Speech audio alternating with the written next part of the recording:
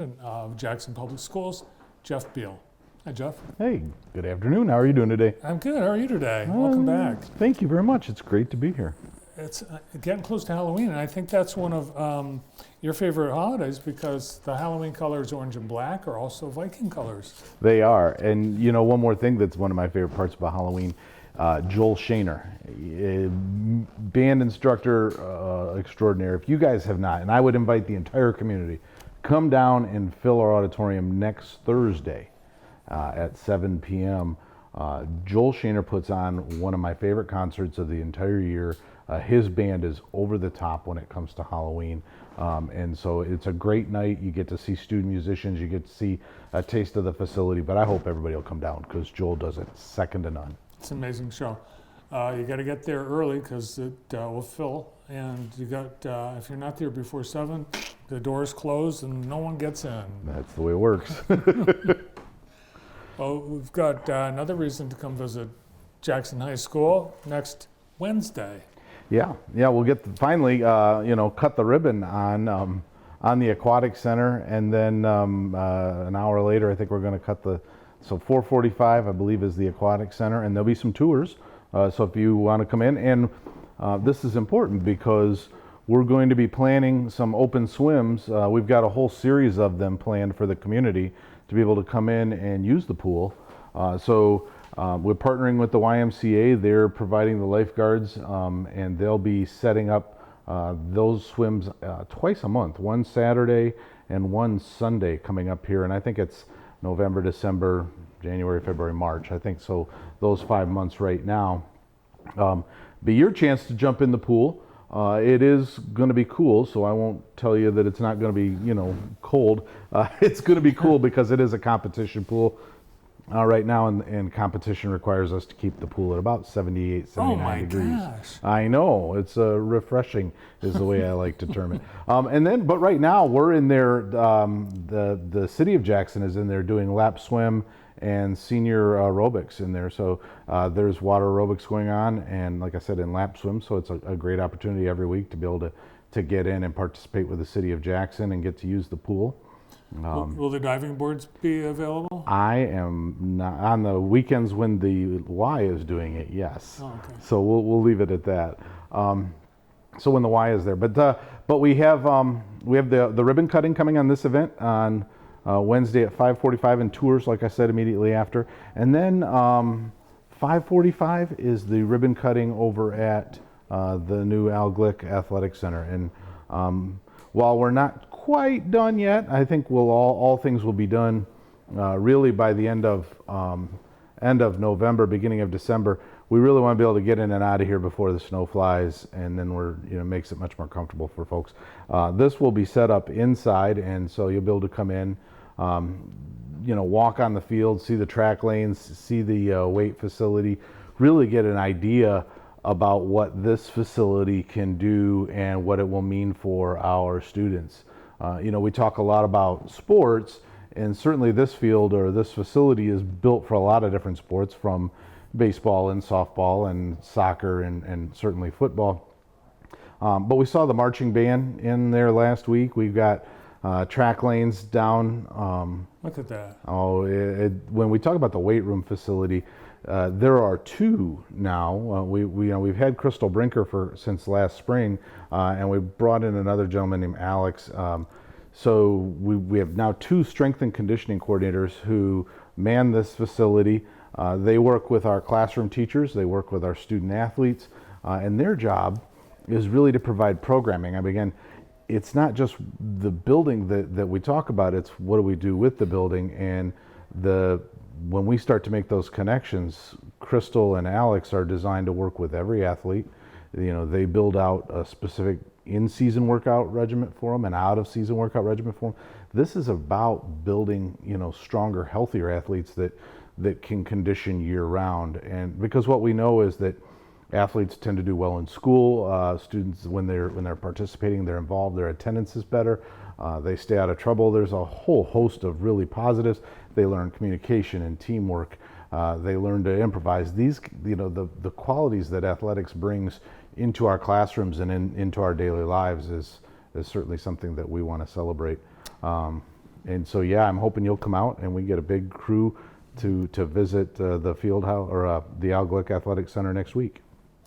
People on our Facebook page, when we posted these videos, everyone said, out of towners, this is in Jackson? Oh, it's, I've said this, it's a facility that you might find on a college campus or a really nice college campus.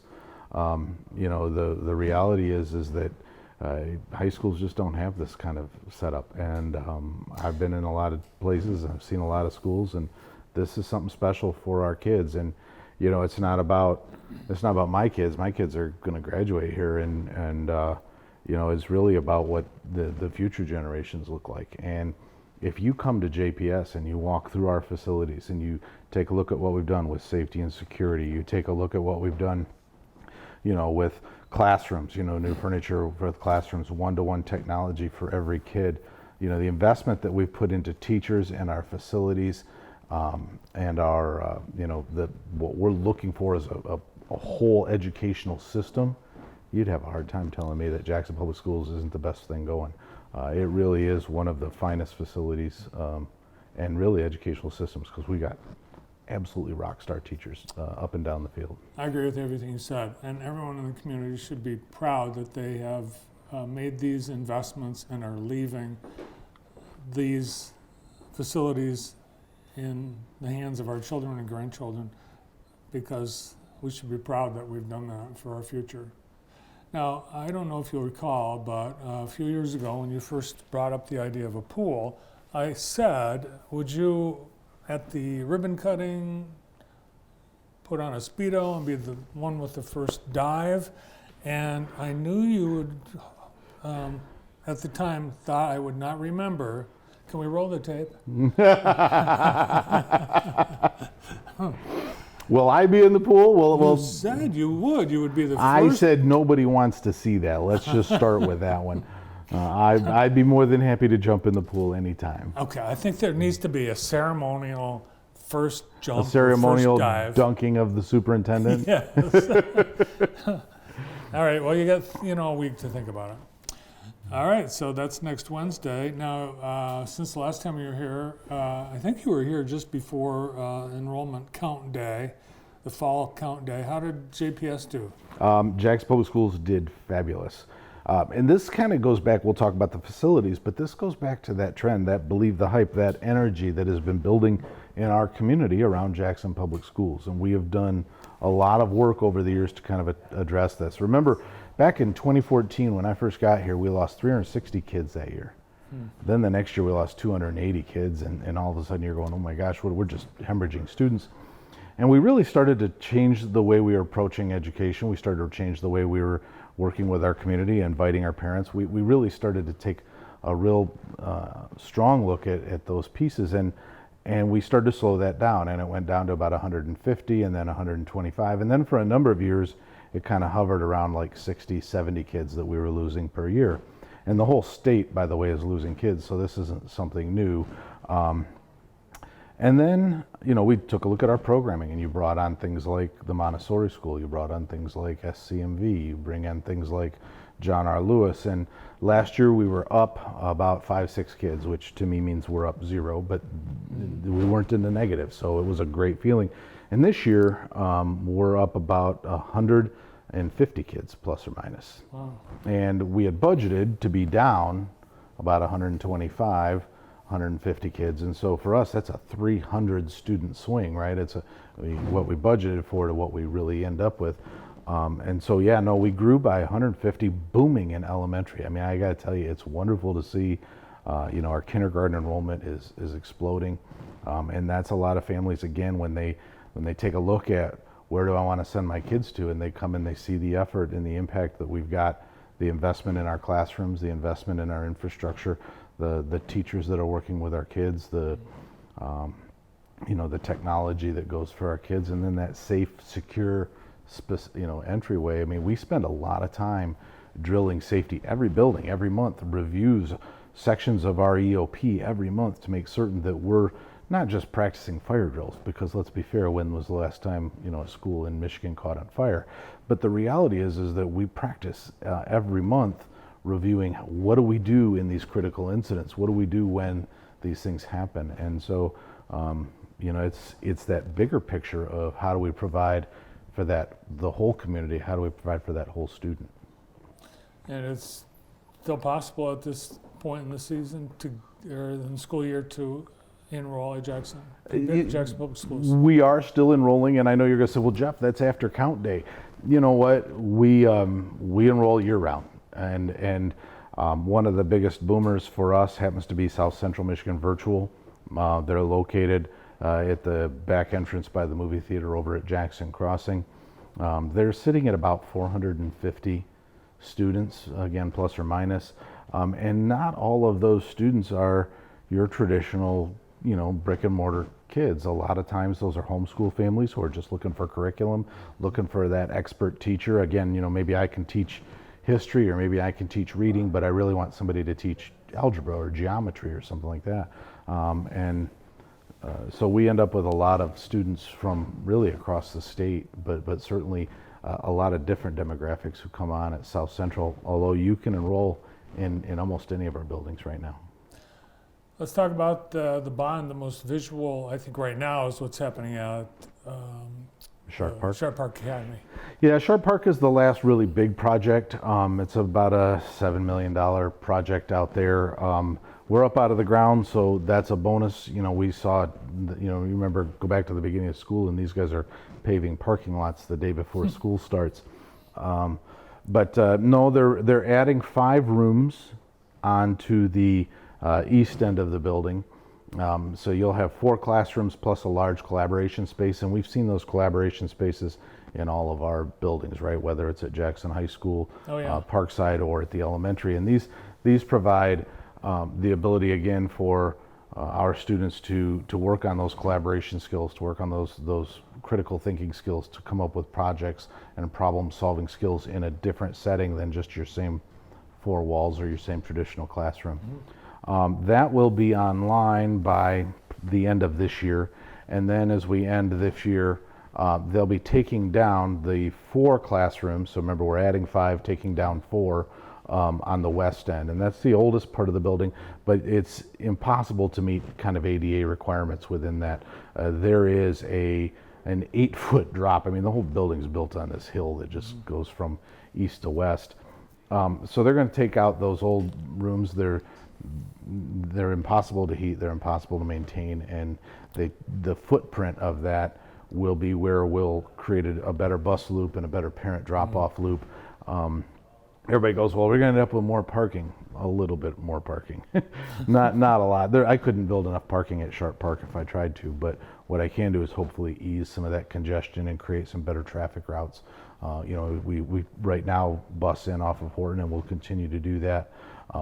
And then we have our parent side on Park, so we can kind of keep that traffic separate, but it's still quite claustrophobic in the morning and in the afternoon, just with the sheer number of people coming to that location.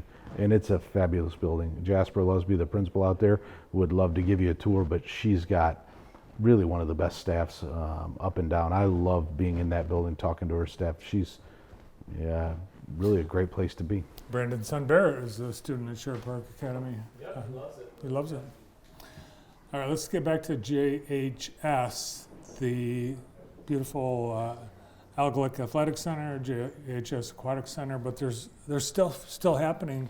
Part of the bond in So JI. we're working on the locker rooms, and the locker rooms were really in need of updating. They were well loved, and so those are all being redone. And I think the only thing we're really waiting on are lockers, which tends to be a theme throughout the entire bond project, all the way back to Northeast, which was our first building, and it has to do with welders. I think the company they're working with is super responsive. They've been very upfront with us. They've been helpful, but they've got all the steel and all the material. What they don't have are welders to kind of put them all together, and they do. But the welders are working this order, then they get to the next order, and so on. I'm anticipating that the locker rooms will be done by Christmas, and the media center upstairs is close. And this is a really neat space. It's going to be a wonderful kind of touchdown space for our kids where you're going to see them congregate.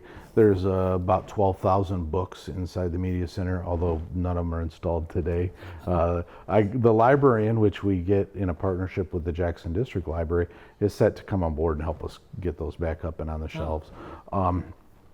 And then inside the media center is Cafe Orange. We'll have to get you down there for that. Cafe Orange is going to be a completely student-run business. It's a coffee shop, if you will, where they'll do, the coffees and cappuccinos and juices and, that kind of thing. Packaged bagels and muffins and so on.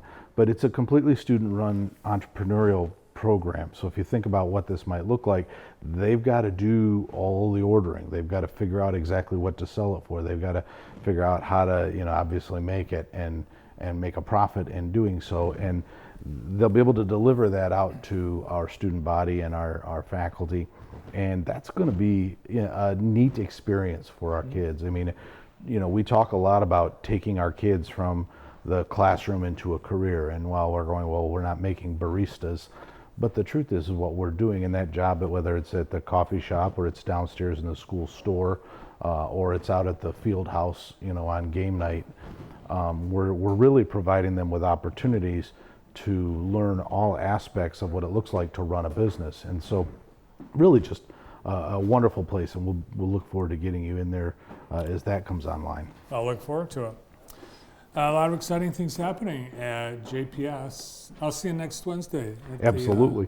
The grand openings, ribbon cuttings. Please, everybody, it's a great day to be a Viking. Come down, believe the hype, and see why we're so excited to show off our facilities and really share with you the great things happening in our district. Jackson Public Schools Superintendent Jeff Beal. Another exciting project